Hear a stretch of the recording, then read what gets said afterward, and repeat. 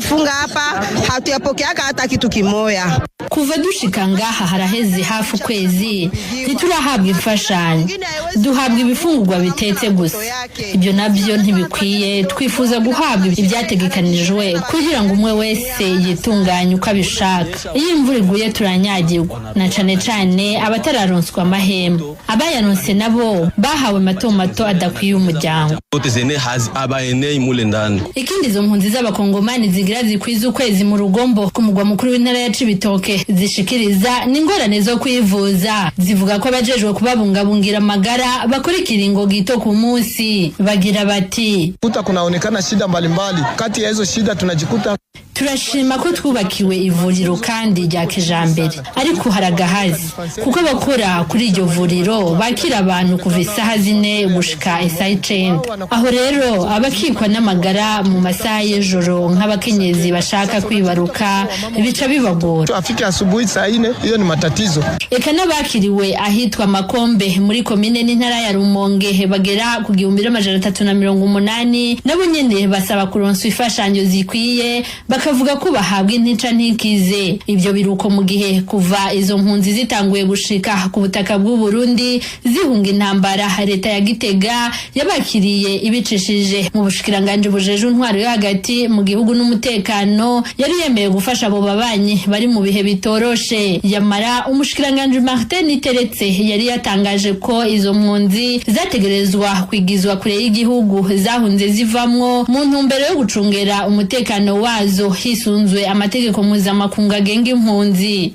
Ibikorwa bikurikira birategekanijwe. Ubwa mbere, guhindura ikibanza bisigura ko impunzi za vuba, kuvuga guhera mu ntango z'umwaka, zizohindurirwa ikibanza zungurizwe muri site ya Musenyi iri mu ntara ya Rutana mu ntumbero yo kubahiriza amategeko mpuzamakungu Burundi bwashyize ko igikumu. Naho biruko abari mu kibanza begeranirijwemo Imakombe muri komine Rumonge y'intara ya Rumonge basaba kungururizwa mu ikambi y'impunzi. Abegeranirijwe mu Rugombo mu ntara ya Cibitoke ntiberekwa kujanwa aho bateguriwe mu ntara za Mwaro na Rutana. Basaba kugumizwa mu Cibitoke mu kurindira ko umutekano ugaruka mu buseruko bw'igihugu cabo, nk'uko no mukenyezi yahunze abivuga. Agira ati umuntu mwanya anapenda na mwanya hapendi bako banamunyangula. Yaba ushaka canke udashaka bashaka kuburiza amakamyo kugira ngo babatware ku nguvu mu Rutana. Ibyo ntibibaho kuko n'abarundi barahungiye iwacu, ariko nta wabatwaye mu ikambi ku nguvu. Nibatureke uwashaka gende, utashaka bamureke, nibyo dusaba. Nanjo ibyo njo tunaona. Ubugenzuzi bw'ikigo kijejwe kwakira impunzi mu Burundi Omupra co kimwe n'uhagarariye ishami rya ONU rijejwe impunzi mu Burundi bubicishije ku bakozi babo bakorera hashikiye izo mpunzi, nta byinshi bashima kubwira abamenyesha makuru. Bavuga ariko ko hazofatwa ingingo nabanduka kubijanye n'igikorwa cyo kwandika imyidondoro yabo. Kuva ku igenekerezo rya 28 ukwezi kwa kabiri uno mwaka wa 2025 abakongomani bagera ku 1836 nibo bamaze kujanwa mu ikambi y'impunzi y'Imusenyi mu ntara ya Rutana iri mu bumanuko bw'u Burundi. Ni mu gihe abasigaye ku mugwa mukuru w'intara ya Cibitoke bagera ku 43,700. Ijwi rya Amerika tukiri mu Burundi, abaharanira ikamba ry'ubwiza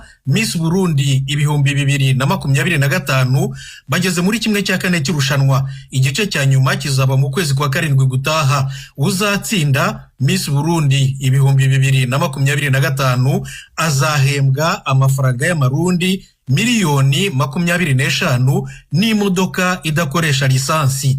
Mugenzi wacu Diane Nininahazwe yavuganye na Rosa Kamariza utegura amarushanwa Miss Burundi muri iki gihe cy'imyaka 3, amubaza bimwe mu byo baheraho bemerera abasabye kurushanwa.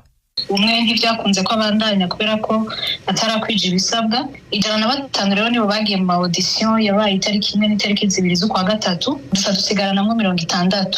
Abo 60 rero nibo bari muri quart de finale zatanguye Gitega itariki 8 z'ukwa gatatu nyene tuzosigarana abashika 30 bazogenda muri demi-finale hasubire haba yandi ma elimination ku buryo muri finale hagenda 15 tudusigarana 5 baza gutsindira ubushimwe bwagenewe competition ya Miss Burundi. Ibisabwa ni ivyahe kugira ngo uwo muntu azove ku ntambwe ya mbere ashike ku ya kabiri mugenda muravanamwe gushika muzosigarana abo 5? Ibijanye n'impapuro basaga ubwa mbere na mbere kugira ngo habeho umwidondoro, amafotokopi ya karangamuntu zabo n'amadiplome yabo, amafoto passport. Rero ababandanyije n'abashoboye gutanga ibisabwa byose mu ma audition barasubira bakanabapima ko ari byo dupima bijanye no kungene bameze, byaba uburebure aho twavuga yuko bataja munsi y'imetero imwe n'amasantimetero 59 batarenza ibiro 65. Tukavuga yuko baba bafise hagati y'imyaka 18 na 24 ko ashobora kuvuga mu ndimi zine: Kirundi, Igifaransa, Igiswahili, Icongereza. Bakamupima ico no kwita mu mbavu, hari amasantimetero twafatirako. Ivyo byose nibituma umuntu ashobora kugenda araba elimine, ariko kandi bigatuma dushobora kuvuga tuti naho tworonka ihiganwa mpuzamakungu yoshobora gushikamo kuko ibyo basaba abandi nawe arabifise. Ikindi nuko baba bafise projet ishobora kuba implementé mu rurimi rw'Igifaransa mu mwaka umwe kugira ngo nibaheze ikiringo cabo c'umwaka umuntu azashobore kuvuga ati bakoze ibingana gutya. Muti hariho amasantimetero ategezwa kuba afise, hariho uburebure ategezwa kuba afise, hariho n'undi mugwi numvise muvugamwo ivyo abafise mu mutwe gushobora kuvuga mu ndimi. Ntawo hava yibaza ati nkumiriwe kwera uko naremwe ndi mugufa ari ku mutwe ndawufise nsumva ivyiyumvira abandi. Uyo nawe bica bigenda gute? Arabitahura ko amasantimetero ashobora kumuvana mu kungene ashobora guteza imbere igihugu afashishije mu mutwe gusumba uko yaremwe? Amahiganwa yose arafise ingene aringanijwe. Nimba uyu mwaka twateguye abafise uburebure bungana gutyo, ejo hazoba iyindi competition ifise irindi zina washaka igamije kwegeranya abo bantu bose bafise ubwo burebure. Urabona umuntu w'imetero 1.20 aho uyu n'umwe w'imetero 1.80, abo bantu ushobora kubashira mu higanwa rimwe.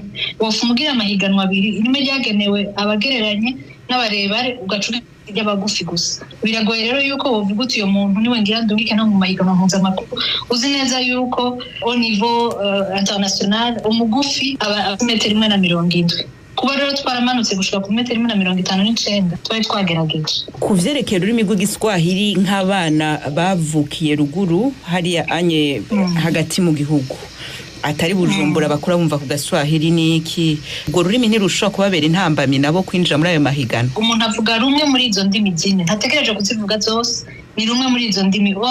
Ikirundi ni cabo n'abarundi kazi bose, d'office barashobora kuvuga mu Kirundi. Igiswahili naco kubera fundamental yaje bari Igiswahili kuva mu mwaka wa 2 umenga. Twavuze wumva yorohewe kuvuga umugambi we mu Giswahili nawe uvuge ko turasaba gumva Igiswahili kirumvikana muri East Africa.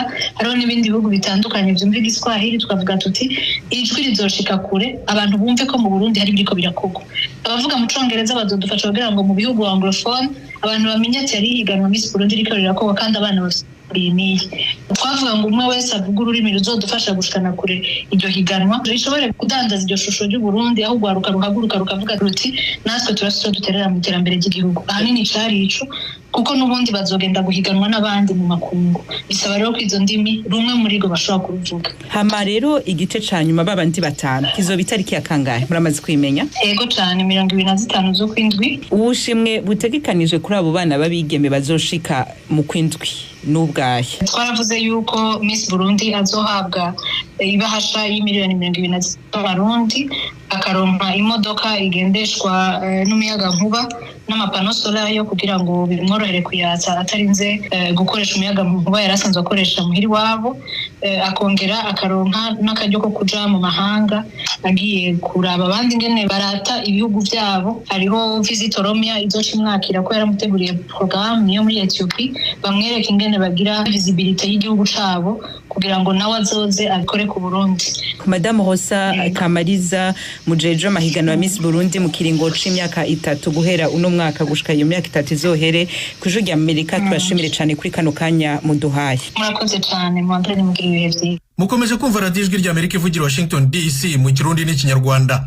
Urukiko mpanabyaha mpuzamahanga CPI rwataye muri yombi Rodrigo Duterte wahoze ari umukuru w'igihugu cya Filipina rumukurikiranyeho ibyaha byibasiye inyoko muntu. Polisi ya Philippines yafashe Duterte ku buryo butunguranye kuri uyu wa kabiri nijoro mu gicuku ku kibuga cy'indege mpuzamahanga cy'Manille, umurwa mukuru. Yaravuye mu rugendo rugufi yarimo mu mahanga. Yahamufungiye umwanya muto, ubundi imwuriza indege imujyana i La Haye mu Buholandi imushyikiriza CPI. Polisi ya Philippines yabikoze bisabwe na polisi mpuzamahanga Interpol mu izina rya CPI, nk'uko perezida wa Philippines Ferdinand Marcos yabitangaje kuri televiziyo. It's a request to the Philippine government from Interpol. Interpol yasabye guverinoma ya Philippines gushyira mu bikorwa impapuro zo kumuta muri yombi. Ntitwabikoze kugira ngo dufashe CPI, twamufashe gusa kubera ko Interpol yabidusabye. We comply with our commitments to Interpol. Izi mpapuro zo guta muri yombi Duterte President Marcos avuga ni iza CPI. Abacamanza b'uru rukiko bazishyizeho umukono ku itariki ya 7 y'uku kwezi kwa gatatu, ariko ziguma mu ibanga.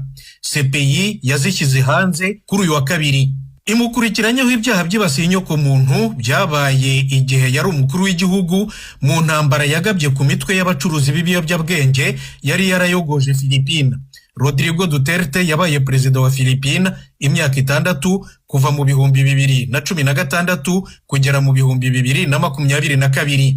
Guverinoma ya Philippines ivuga ko iyi ntambara yahitanye abantu 6,200, ariko imiryango iharanira uburenganzira bwa muntu nka Amnesty International na Human Rights Watch yo yemeza ko uyu mubare ari muto cyane. CPI nayo ivuga ko byibura abantu 30,000 bishwe muri iyi ntambara. Ari n'aba baharanira uburenganzira bwa muntu bose bahuriza ko abenshi mu bishwe bari indakemwa z'abakene cyangwa se banyakamwe batari bafite aho bahuriye n'ubucuruzi bw'ibiyobyabwenge. Nibyo CPI yagize ibyaha byibasiye inyoko muntu ikarega Duterte ko yari umutware w'umutwe w'abicanyi. Akimara gufatwa, Duterte w'imyaka hafi 80 y'amavuko yasabye ko bamusobanurira impamvu. Ni munyereke ishingiro ryemewe n'amategeko ryo kuba ndi hano. Sinahageze ku bushake bwanjye, ahubwo n'ubwundi muntu. Rodrigo Duterte abaye umutegetsi wa mbere ukomoka muri Aziya ugiye muri CPI. CPI ishinzwe gukurikirana ibyaha bya jenoside, ibyaha by'intambara, ibyaha byibasiye inyoko muntu n'ibyaha byo kuvogera ubusugire, ubwigenge n'ubutaka bw'ikindi gihugu hakoreshejwe ingufu za gisirikare n'ikindi gihugu. Kuva ishinzwe mu 2002 kugeza ubu, CPI ikora nketi ku migabane yose y'isi. Imaze kwakira amadosiye yose hamwe 32, yatanze impapuro zo guta muri yombi abantu byibura 60. CPI yahamije ibyaha abantu 11 barimo Germain Katanga, Thomas Lubanga na Bosco Ntaganda bo muri Repubulika ya Demokarasi ya Kongo.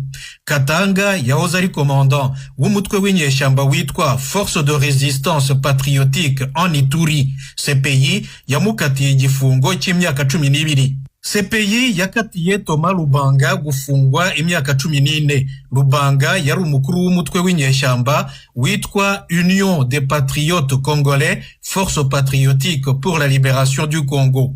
Bosco Ntaganda yakatiwe gufungwa imyaka 30, yahoze ari umugaba mukuru wungirije w'izi nyeshyamba za Force Patriotique pour la Libération du Congo za Lubanga. Naho Umuganda Dominic Ongwen wahoze ari commandant mu nyeshyamba za LRA yakatiwe igifungo cy'imyaka 25. Mu bo CPI yaburanishije bane babaye abere, barimo Jean-Pierre Bemba wigeze kuba vice president wa Repubulika ya Demokarasi ya Kongo. Mbere yaho yari umuyobozi mukuru w'inyeshyamba za Mouvement de Libération du Congo. Muri iki gihe Bemba ni ministri w'intebe wungirije akaba na ministri w'ubwikorezi muri guverinoma ya President Félix Tshisekedi. Usibye Bemba, abandi batatu bahanaguweho ibyaha ni Laurent Gbagbo wari umukuru w'igihugu cya Côte d'Ivoire, Charles Blé Goudé wari umwe mu baministri be na Mathieu Ngujolo wari umukuru w'umutwe w'inyeshyamba wa Front des Nationalistes et Intégrationnistes muri Repubulika ya Demokarasi ya Kongo. inshuti muduteze amatwi aha niho aya makuru ahumurije mbashimiye cyane rwose ko mwahise